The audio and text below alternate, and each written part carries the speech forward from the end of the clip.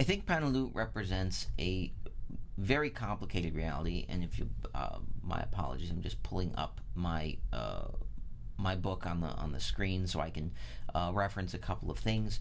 I think that when we see Paneloux, when we see his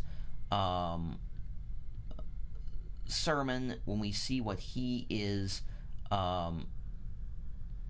planning to do, right? We've talked already about the fact that his profession is to bring people to faith, right? To discuss faith, to allow people to examine faith, to hopefully bring people to the point of view of Christianity, right? And that it does not automatically disqualify him from being seen in a positive light by somebody like a Sartre, because Sartre, as we talked about before, had a friend who decided that he was going to become a priest, and who really took that into consideration and came to the decision on his own, not because he felt like other people wanted him to do this. He read the signs, quote unquote, right, that had come into his life and came to that determination and then embraced it wholeheartedly.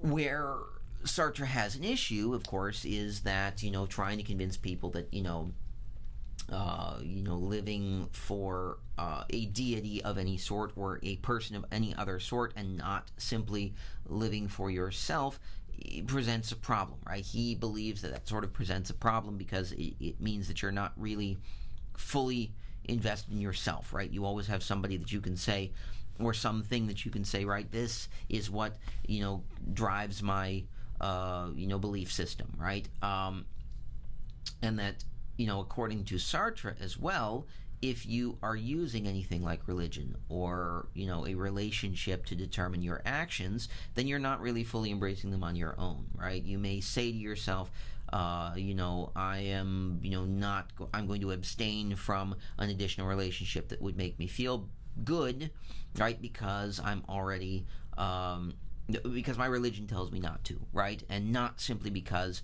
I am going to control myself and be responsible, right? I think it's complicated. So Paneloux gives the sermon, describes how the plague is affecting the city, and calls people to repent, calls people to fall on their knees before God and to beg for his forgiveness. And then later on, right, begins to exhibit signs of the plague shortly after giving his second sermon. And what we see in Paneloux is a combination of things, right? Paneloux is, a priest.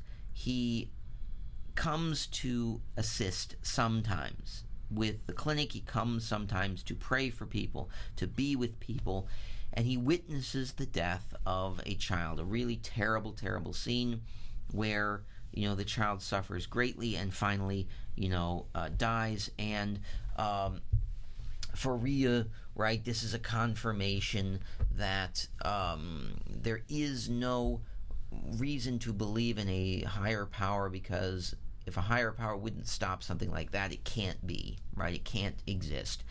How would somebody be allowed to be made to suffer in such a way? And, of course, Paneloux takes a slightly different view of things, right? And when Paneloux becomes ill, puts up with the medications, allows the doctor to practice, right? Allows himself to be treated, but ultimately dies, right? Ultimately, nothing can be done to save him. He never refuses treatment. He allows it to happen. How do we see his trajectory? How do we see the way that he acts? I think we can still see Paneloux as acting in good faith, and I will explain. I think that as Paneloux comes to his end, he has his beliefs. He sticks to them. He allows the doctor to practice medicine. He does not stand in the way of anybody doing what they need to do, but he has his own inner faith. He has his own, inner understanding of the way that things should be. And his death is fairly peaceful, right? He suffers quietly, and dies with his crucifix, right? And I'm not entirely sure what Camus sometimes has intended to show with this. If we look at, for example, I will find that location. Give me a moment here. Here we go. All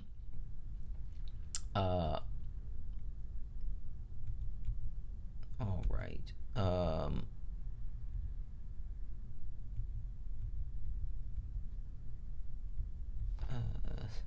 Sorry, I thought I had the right chapter. I thought it was chapter 23, but it's actually, I think, chapter 23.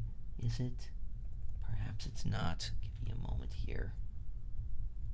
Here we go. Sorry, yes, it was chapter 22, but that's a longer one, right?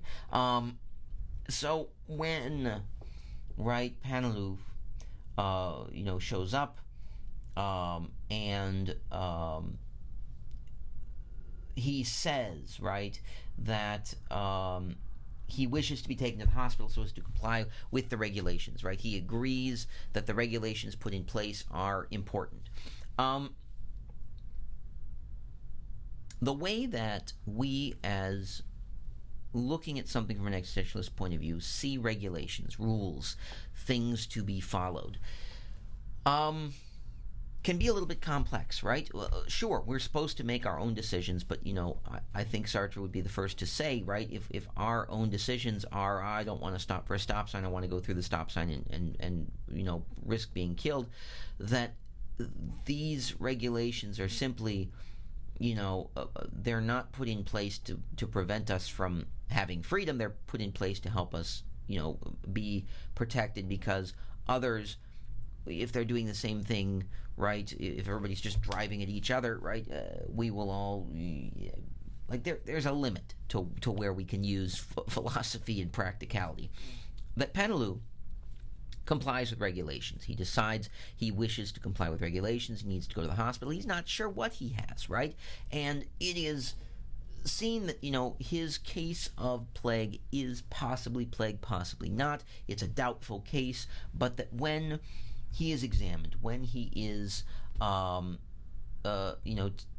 he is, sick, Rieux says, I will stay with you. You have been a friend, right? We have gotten along. The priest continually says, right, priests can have no friends. They've given their all to God. And in this case, he truly believes it, right? We may indeed, and Sartre may indeed say, how can we be certain that he feels this way? Because he has given himself to the priesthood, and now that sort of confirms everything that he does, right? It underpins everything he does. Can we believe that he is acting truly on his own, or is he acting through, his belief in the priesthood and in God?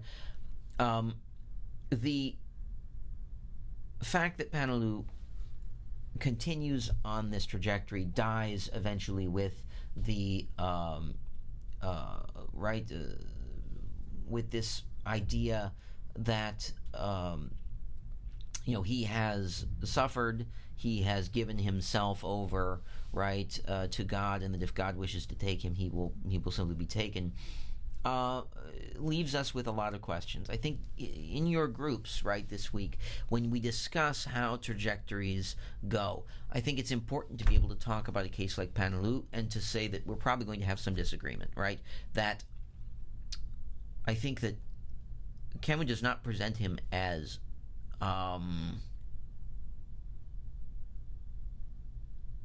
problematically as he could be presented, right? In many cases in existentialist, in absurdist literature, God is really seen as an enemy, right? And the church is seen as an enemy, and the church is seen as sort of a very problematic place. Camus presents Paneloux as a conflicted individual, as someone who believes that he is doing good things for the city, and whose sermons certainly bring comfort in certain cases, who certainly, as a figure in town, is not committing crimes, is not doing anything out of the ordinary, is not doing anything to stop people from going to the doctor, right? I think we can look at Paneloux as somebody whose conflict is with himself, and who does not let that conflict spill out, right? He does not stop people from doing things that need to be done. He does not, impose himself in between people and regulations. He has his belief system. He is very sure of his belief system, and he lets it play out. So, in the next video, we are going to be talking about one additional character. We will talk about, are we going to talk about Taru, or are we going to talk about Grand?